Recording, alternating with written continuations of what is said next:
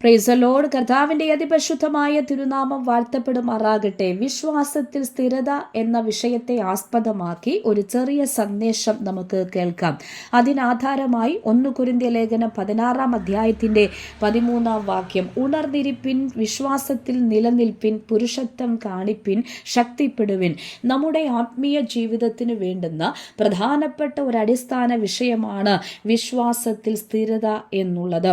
നമ്മളെല്ലാവരും ദൈവത്തെ വിശ്വസിക്കുന്നവരാണ്. പക്ഷേ അതിൽ സ്ഥിരത കാണിക്കുന്നവരാണോ നമ്മൾ? സ്വയം ശോധന ചെയ്യുക. ആദ്യം നമുക്ക് എന്താണ് വിശ്വാസം എന്ന് ചിന്തിക്കാം. വിശ്വാസം എന്നാൽ എന്താണ്? എബ്രായ ലേഖനം 11 അധ്യായത്തിന്റെ 1 വാക്യം പറയുന്നു, വിശ്വാസം എന്നത് ആശിക്കുന്നതിന്റെ ഉറപ്പും കാണാത്ത കാര്യങ്ങളുടെ നിശ്ചയവുമാകുന്നു. വിശ്വാസം എന്നത് ദൈവത്തെ കാണാതെ വിശ്വസിക്കലാണ്. അതേ പ്രിയരെ, ദൈവമുണ്ട്, ദൈവം നമ്മെ സ്നേഹിക്കുന്നു, ദൈവം നമ്മുടെ ഓരോ ചുവടും കാക്കുന്നു. ഇതെല്ലാം നാം ഉറപ്പോടെ വിശ്വസിക്കുന്നു. അതാണ് വിശ്വാസം. പക്ഷേ അതിൽ സ്ഥിരത കാണിക്കുക എന്നത്, ഒരിക്കൽ വിശ്വസിച്ചു പിന്നെ കാലം കഴിഞ്ഞപ്പോൾ ദൈവത്തെ മറക്കുക അല്ല, പ്രത്യുത ജീവിതം എന്ന യാത്രയിൽ മുഴുവനും ദൈവത്തിൽ നിന്ന് പുറകോട്ട് പോകരുതെന്ന ആഹ്വാനമാണ്. അങ്ങനെയെങ്കിൽ വിശ്വാസത്തിൽ സ്ഥിരത എന്തുകൊണ്ടാണ് ആവശ്യം? 1, പ്രതിസന്ധികൾ വരുമ്പോൾ ജീവിതം തകർന്നു പോയേക്കാം, ചോദ്യം ചെയ്യലുകൾ വന്നേക്കാം, ആരോഗ്യ പ്രശ്നങ്ങൾ ഉണ്ടായേക്കാം, പ്രലോഭനങ്ങൾ കടന്നു വരാം. എന്നാൽ ഇവയെല്ലാം അതിജീവിക്കുവാൻ വിശ്വാസത്തിൽ സ്ഥിരത ആവശ്യമാണ്.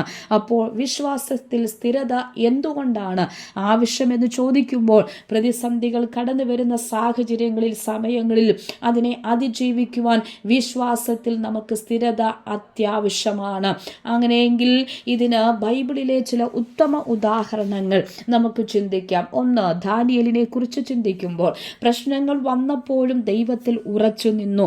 സിംഹക്കുഴിയിൽ ഇട്ടു എന്ന ആമേൻ അപ്പോഴും ഭയപ്പെട്ടില്ല. കാരണം അവൻ ദൈവത്തിൽ ഉറച്ചു നിന്നു. അവനിൽ സ്ഥിരതയുണ്ടായിരുന്നു. അതിനാൽ സിംഹക്കുഴിയിൽ നിന്ന് അവൻ ഒരു കേടുപോലും പറ്റാതെ രക്ഷപ്പെട്ടു. തൻ്റെ വിശ്വാസത്തിൽ താൻ സ്ഥിരതയോടെ ഉറപ്പോടെ നിന്നു. ആമേൻ അത് തൻ്റെ ജീവിതത്തിനകത്തെ പ്രതിസന്ധികൾക്ക് നടുവിൽ രക്ഷയായി തീർന്നു, വിടുതലായി തീർന്നു. കൈവിടാത്ത ദൈവം തന്നോട് കൂടെ ഇരുന്നു. വിശ്വാസത്തിൽ സ്ഥിരതയോടെ ദാനിയേൽ ഉറച്ചു നിന്നു. 2, അബ്രഹാമിനെ കുറിച്ച് ചിന്തിക്കുമ്പോൾ, തൻ്റെ വാർദ്ധക്യത്തിലും ദൈവം പറഞ്ഞ വാഗ്ദാനം വിശ്വസിച്ചു. അവിശ്വാസത്താൽ സംശയിക്കാതെ വിശ്വാസത്തിൽ ശക്തിപ്പെട്ട ആമേൻ അബ്രഹാമിന് വേണ്ടി വാഗ്ദത്ത സന്തതിയെ ദൈവം നൽകി. അങ്ങനെയെങ്കിൽ പ്രിയരെ, ആമേൻ ആമേൻ വാഗ്ദത്തങ്ങൾ കേട്ട അബ്രഹാം ആമേൻ തൻ്റെ പ്രായാധിക്യങ്ങൾ കവിഞ്ഞു മുൻപോട്ട് പോകുമ്പോഴും വാഗ്ദത്തം ചെയ്തവനിൽ വിശ്വസിച്ചു. അത് അവൻ്റെ ജീവിതത്തിൽ നീതിയായി കണക്കിട്ടു. ഇതാ വാഗ്ദത്തങ്ങൾ ചെയ്തവൻ വിശ്വസ്തനാണെന്ന് വിശ്വസിച്ച് സ്ഥിരതയോടെ ഉറച്ചു നിന്നവൻ്റെ ജീവിതത്തിൽ ദൈവത്തിൻ്റെ വാഗ്ദത്തം നിറവേറപ്പെടുവാൻ ഇടയായിത്തീർന്നു. പൗലോസിനെ കുറിച്ച് നാം ചിന്തിക്കുമ്പോൾ, അനവധി പീഡനങ്ങളിലൂടെ കടന്നുപോയി, ജയിലറകളിൽ അടയ്ക്കപ്പെട്ടു. പക്ഷേ വിശ്വാസത്തിൽ സ്ഥിരതയോടെ നിന്ന പൗലോസ് 2 തിമോഥെയോസ് 4 അധ്യായത്തിന്റെ 7 ഇങ്ങനെ പറയുക, എൻ്റെ വിശ്വാസം ഞാൻ കാത്തു എന്ന്.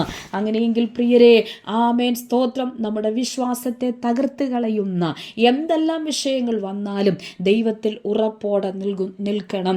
അതേ, ഏതെല്ലാം തലത്തിലുള്ള പ്രതിസന്ധികൾ കടന്നു വന്നാലും ദൈവത്തിലുള്ള വിശ്വാസത്തിൽ മാത്രമല്ല, ആ വിശ്വാസത്തിൻ്റെ സ്ഥിരതയിൽ നിലനിൽക്കുന്നവർക്കാണ് ദൈവത്തിൻ്റെ പ്രവൃത്തിയും മഹത്വവും വെളിപ്പെടുവാൻ ഇടയായിത്തീരുന്നത്. നാം എങ്ങനെ വിശ്വാസത്തിൽ സ്ഥിരത കാണിക്കും? 1, ദൈവവചനം വായിക്കുക. 119 സങ്കീർത്തനം 105 വാക്യം പറയുന്നു, നിന്റെ വചനം എൻ്റെ കാലിന് ദീപമാണ്, എൻ്റെ പാതയ്ക്കത് പ്രകാശമാണെന്ന്. അങ്ങനെയെങ്കിൽ എങ്ങനെ വിശ്വാസത്തിൽ സ്ഥിരത കാണിക്കുമെന്ന് ചോദിക്കുമ്പോൾ, ദൈനംദിന ജീവിതത്തിൽ ദൈവവചനത്തെ ധ്യാനിക്കുക, വായിക്കുക, പ്രാർത്ഥനയിൽ ഉറച്ചു നിൽക്കുക. അത് ദൈവ സമ്പർക്കം നിലനിൽക്കുമ്പോൾ വിശ്വാസം വളരുന്നു. പ്രാർത്ഥന എന്ന് പറയുന്നത് ദൈവത്തോടുള്ള സമ്പർക്കമാണ്, ദൈവത്തോടുള്ള സംഭാഷണമാണ്.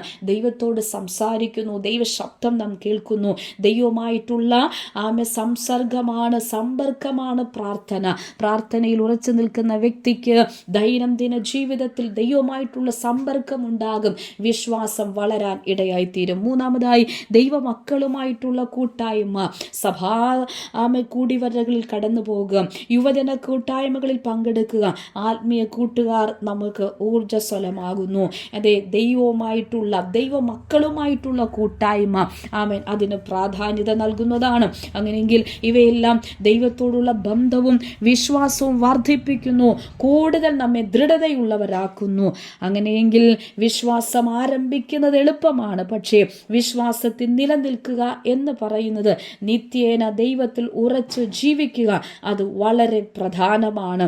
ഇന്ന് കർത്താവ് നമ്മോട് ചോദിക്കുന്നു, നാം വിശ്വസിക്കുന്നുണ്ടോ? അതിൽ നാം എത്രത്തോളം സ്ഥിരതയുള്ളവരാകുന്നു? ദൈവം നമ്മെ വിശ്വസ്തരായി കണ്ടാൽ അവൻ നമ്മെ ഉപയോഗിക്കും, നമ്മെ ഉയർത്തുക തന്നെ ചെയ്യും. ഒരു കാര്യം മാത്രം, ദൈവത്തിൽ വിശ്വസിക്കുന്നവർ വിശ്വാസത്തിൽ സ്ഥിരതയുള്ളവരായി തീരട്ടെ. ദൈവം നമുക്ക് വേണ്ടി പ്രവർത്തിക്കും. ദൈവം നമ്മെ വിശ്വസ്തരായി കണ്ടാൽ അവൻ തന്നെ നമ്മെ ഉപയോഗിക്കും, ഉയർത്തുക തന്നെ ചെയ്യും. അല്പത്തിൽ വിശ്വസ്തനെ അധികത്തിന് വിചാരകനാക്കിയ ദൈവമാണ് നമ്മുടെ കർത്താവ്. ഈ വചനങ്ങളാൽ കർത്താവ് എല്ലാവരെയും അനുഗ്രഹിക്കുമാറാകട്ടെ.